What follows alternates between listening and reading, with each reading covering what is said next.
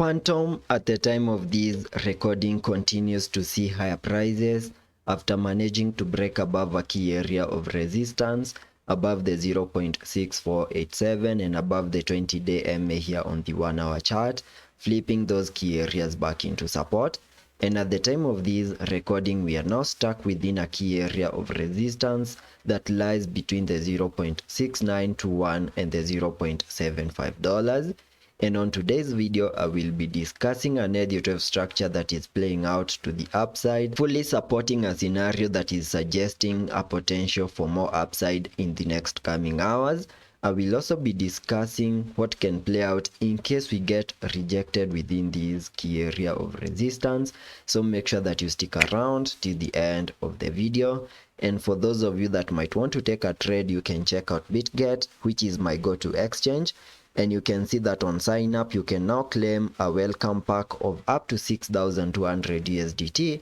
And all you need to provide for registration is an email address and a phone number.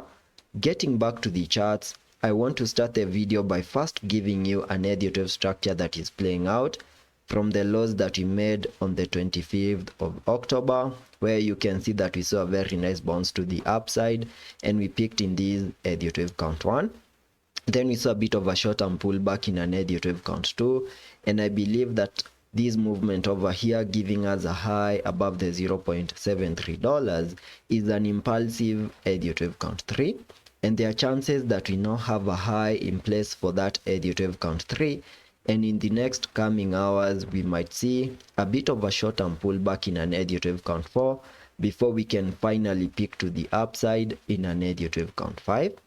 And the minimum target areas for these Elliot count 4 can be given using the Fibonacci's, connecting the fibs from the low of the second wave to the high of these Elliot count 3, giving me a minimum pullback target area between the fib level 0.5 and the fib level 0.382,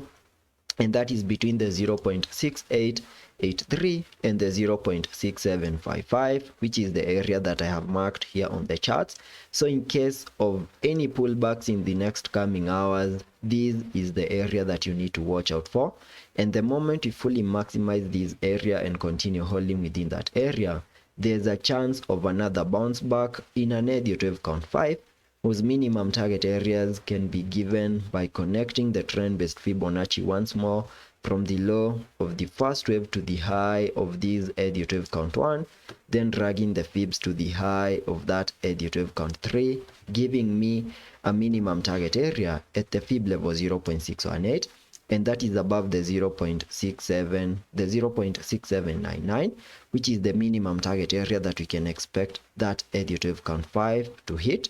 And the moment we hit that target area in that Elliot count 5, that will be suggesting a more bullish case scenario here on the Fantom chart, where we can expect a bit of an ABC corrective structure before we can continue pushing even higher in a move that can easily take us back above the $1 mark. We also need to have in mind that in case we get a sudden pullback into this target area and maybe at some point we break to the lower side of this target area, then that will be suggesting that we have managed to get we are getting rejected. We are getting rejected within this blue target area that I have here on the charts that lies between the 0.6921 and the $0.75. And that is suggesting a more bearish case scenario that is better seen here on the 4-hour chart, where you can see that from the lows that we made on the 5th of August, we saw a very nice bounce to the upside in a move that peaked in a 5-wave structure, giving us a high above the $0.8, completing the formation of a larger Elliot count 1.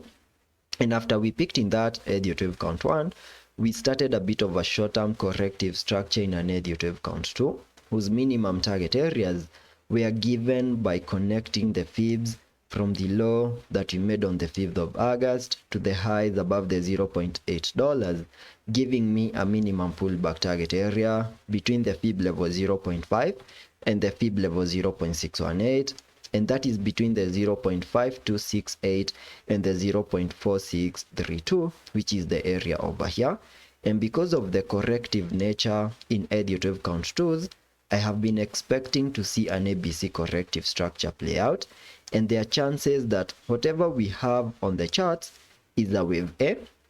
and the bounce that we are seeing at the moment is an impulse in a wave B before we can continue seeing lower prices in a wave C, fully maximizing our yellow target area over here to give us a low for the second wave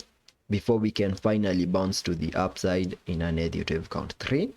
But remember that since we have seen a bit of a short-term pullback over here, there are chances that we have a low in place for these Elliot wave count 2, and that will only get confirmed the moment we see a 5-wave structure that I have shown you here on the 1-hour chart. The moment we get another bounce getting us back above the $0.77, that will be confirming that we have a low in place for this wave 2, and that impulse in a wave 3 is just getting started. But if by any chance we don't get a 5-wave structure to the upside and we get rejected within this blue zone that I have here on the charts, that will be bearish, indicating that we are going to get one more new low in this wave C, completing the formation of this wave 2 before we can finally bounce to the upside in an Elliot wave count 3. So that is the price action that I'm expecting to play out on the Fantom chart on the short term and also on the long term. And let's be patient and see how that plays out, and I will be keeping you up to date.